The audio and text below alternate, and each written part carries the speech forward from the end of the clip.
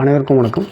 இப்போ நீங்கள் இந்த வீடியோவில் பார்த்துட்டு பார்த்தீங்கன்னா ஸ்கட்டிங் டச்சப். அதாவது வீட்டுக்கு டைல்ஸ் போட்டதுக்கு அப்புறமா ஸ்கட்டிங்லாம் ஒட்டினதுக்கப்புறமா பார்த்தீங்கன்னா அதை டச்சப் பண்ணுறது.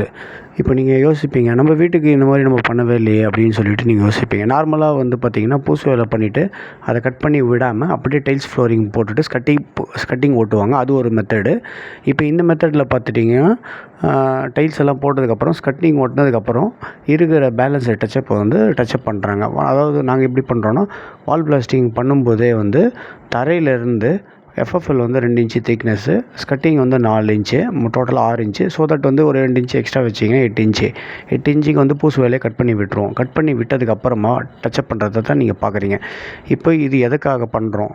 இது பார்த்திங்கன்னா பார்க்குறதுக்கு கொஞ்சம் லுக்காகவும் வரும். அதே சமயத்தில் பீரோ, கட்டில் எதனா நீங்கள் அணைக்கும் போது செவுத்தில் நல்லா அணைஞ்சிரும். ஸோ தட் அந்த கேப் வராது.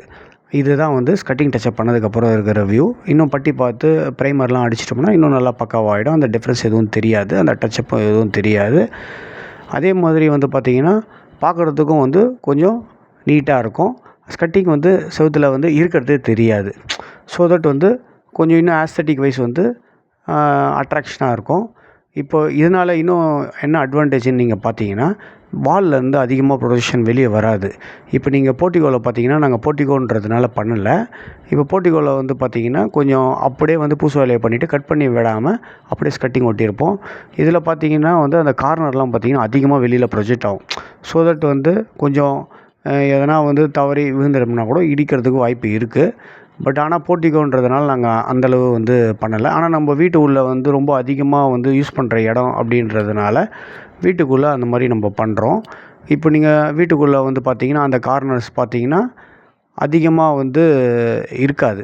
இப்போ கம்பேரிட்டிவ்லி பார்த்தீங்கன்னா போர்ட்டிகோவில் இருக்கிறத விட இப்போ இதில் பார்த்தீங்கன்னா கொஞ்சம் ரொம்ப கம்மியாக தான் இருக்கும்.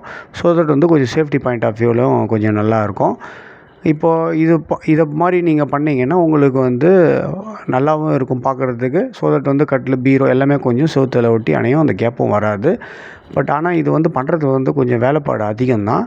நார்மலாக பண்ணுறத விட இது கொஞ்சம் அதிகமாக செலவு பிடிக்கிற கொஞ்சம் வேலை தான். ரொம்ப அதிகமாக இல்லை.